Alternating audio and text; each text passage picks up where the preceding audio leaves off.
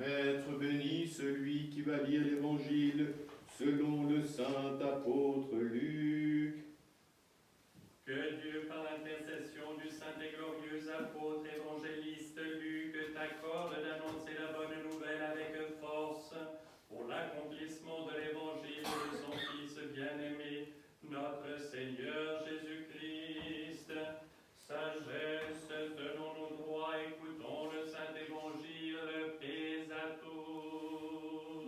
Et à ton esprit. Lecture du saint évangile selon saint Luc. Gloire à toi, Seigneur, gloire à toi. Soyons attentifs. En ce temps-là, un docteur de la loi s'approcha de Jésus et lui dit pour l'éprouver, « Maître, que dois-je faire pour avoir en partage la vie éternelle ?» Jésus lui dit, « Qu'est-il écrit dans la loi? Qui lis-tu » Celui-ci répondit, « Tu aimeras le Seigneur ton Dieu de tout ton cœur, de toute ton âme, et de toute ta force, et de tout ton esprit, et ton prochain comme toi-même. » Jésus lui dit, « Tu as bien répondu, fais cela et tu vivras. » Mais le docteur, voulant se justifier, dit à Jésus, « Et qui est mon prochain ?» Jésus répondit, « Un homme descendait de Jérusalem à Jéricho, et il tomba entre les mains de brigands, qui le dépouillèrent, le rouèrent de coups et s'en allèrent, le laissant à demi-mort. Un prêtre par hasard descendait par ce chemin.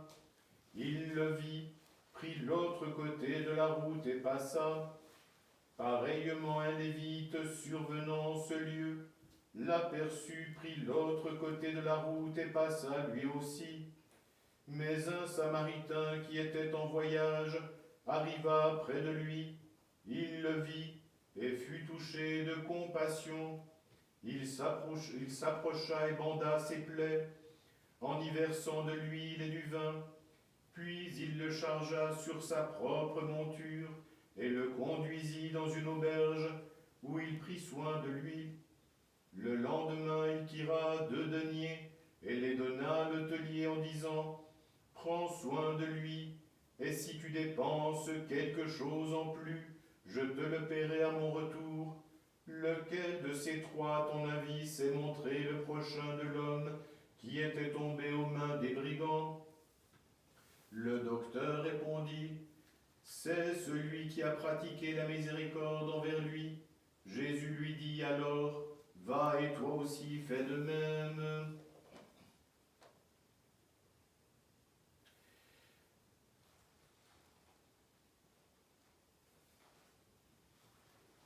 Le Seigneur dit, lorsque le Fils de l'homme viendra dans sa gloire, escorté de tous les anges saints, il prendra place sur le trône de sa gloire.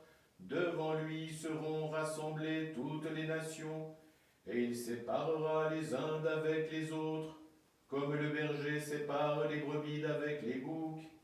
Il placera les brebis à sa droite et les boucs à sa gauche.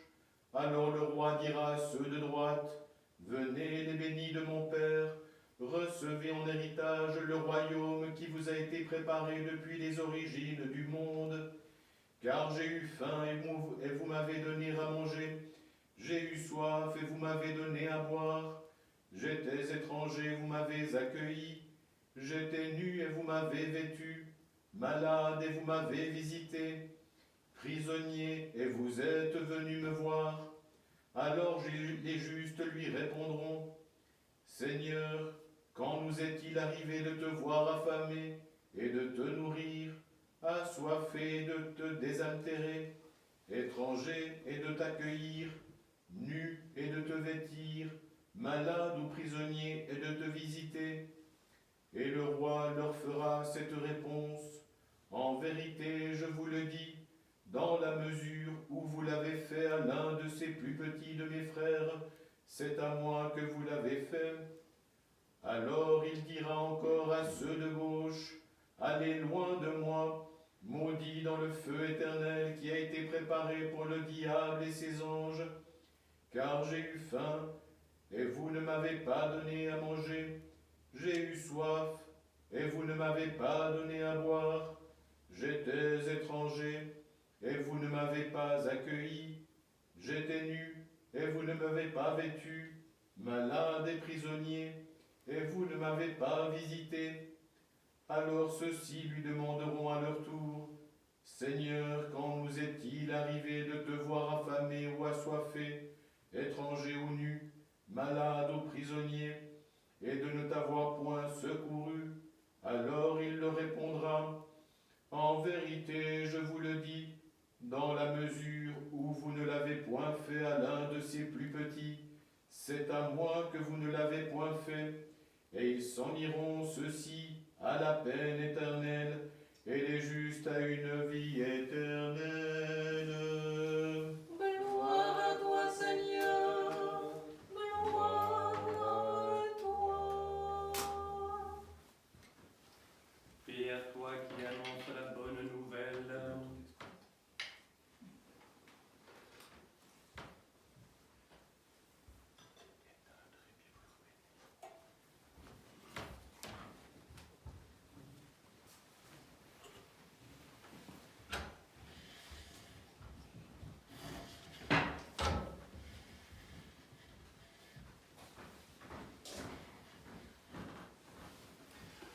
Au nom du Père et du Fils et du Saint-Esprit, ainsi soit-il. Chers frères et sœurs, nous célébrons aujourd'hui une très grande fête, celle de Saint Martin le Miséricordieux, évêque de Tours.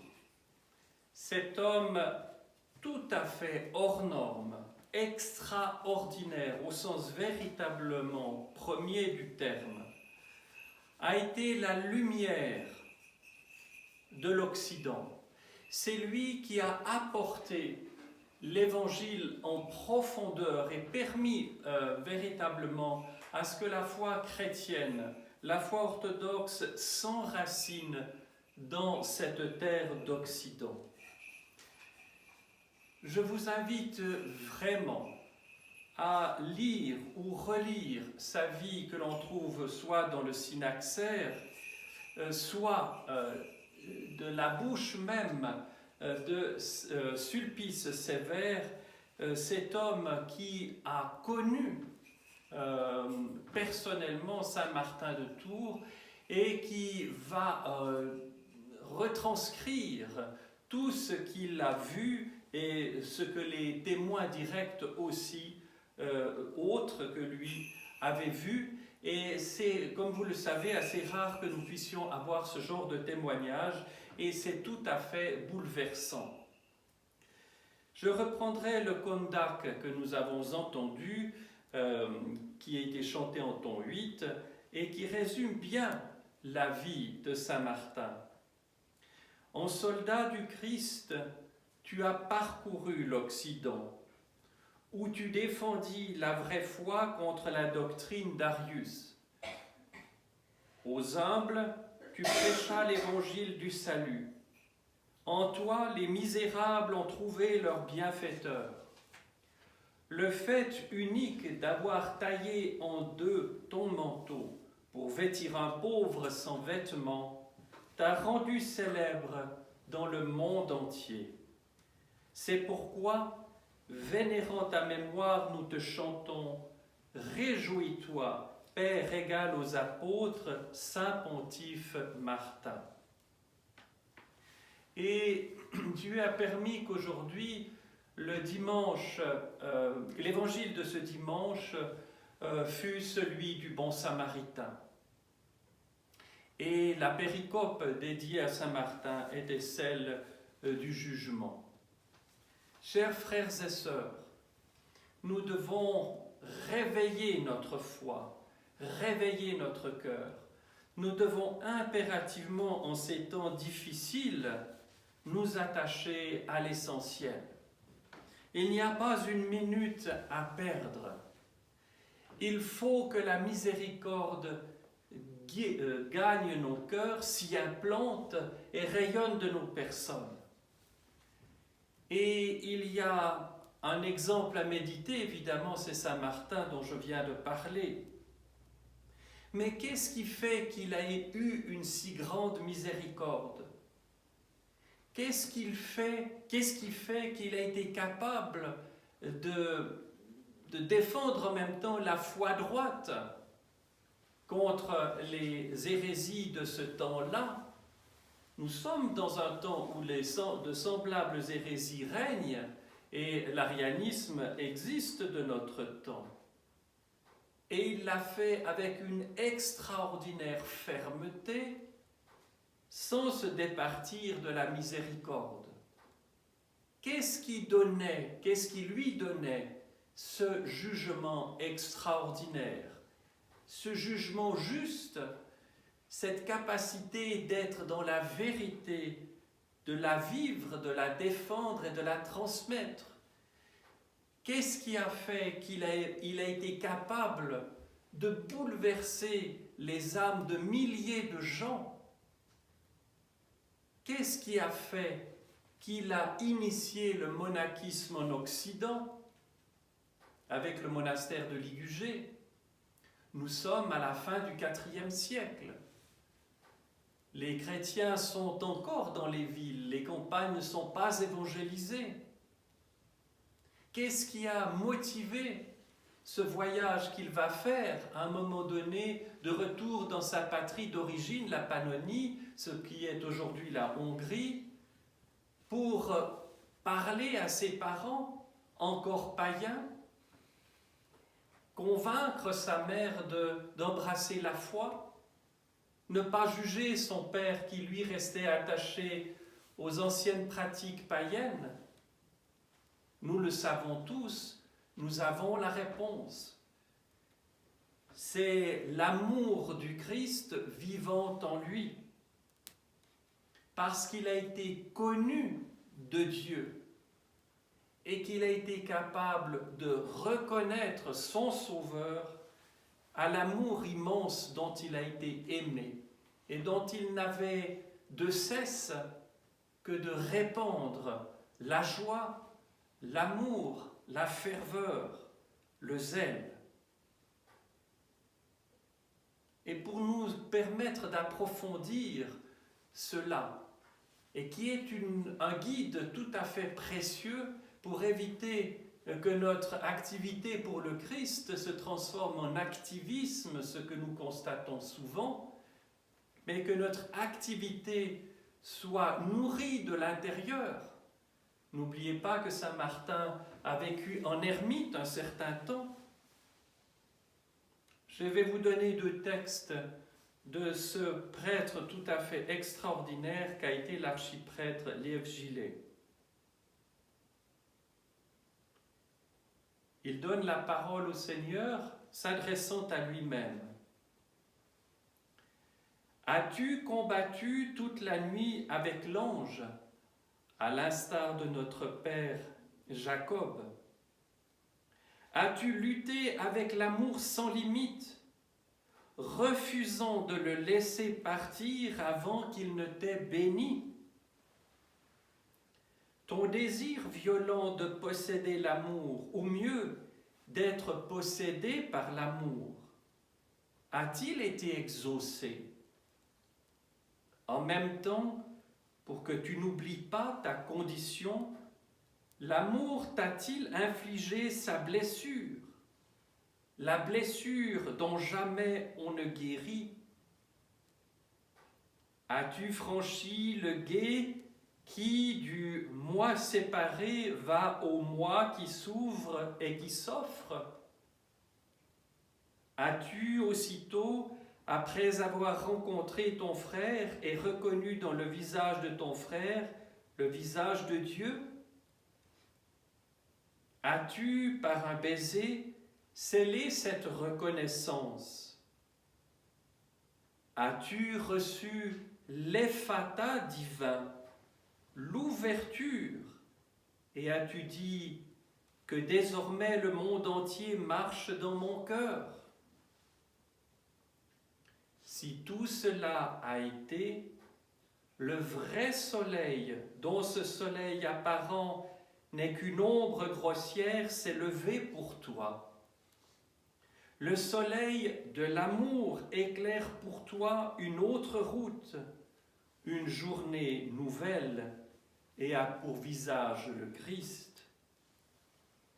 Mon enfant, cette parole que je t'adresse t'introduit au milieu même du buisson ardent. Tu n'es plus au seuil du mystère, tu es aimé. Ces 3 mots, si tu veux vraiment les recevoir, peuvent bouleverser et transformer toute ta vie. Tu es aimé. Il faut commencer par le commencement. Il faut mettre en premier lieu mon amour pour les hommes, mon amour sans limite. L'amour de l'homme pour Dieu n'est que la réponse à mon amour. C'est moi qui, le premier, ai aimé. C'est toujours moi qui prends l'initiative. Comment pourrais-tu m'aimer si tu n'avais d'abord obtenu la révélation de l'amour que j'ai pour toi? Il te faut à un certain moment sentir comme un choc l'amour passionné que je t'offre. Et si tu veux annoncer mon évangile, tu dois tout d'abord aller simplement vers les hommes, disant à chacun, tu es aimé. Tout découle de là, c'est le point de départ. Et c'est l'expérience vivante de Saint Martin de Tours. Au nom du Père et du Fils et du Saint-Esprit, ainsi soit-il.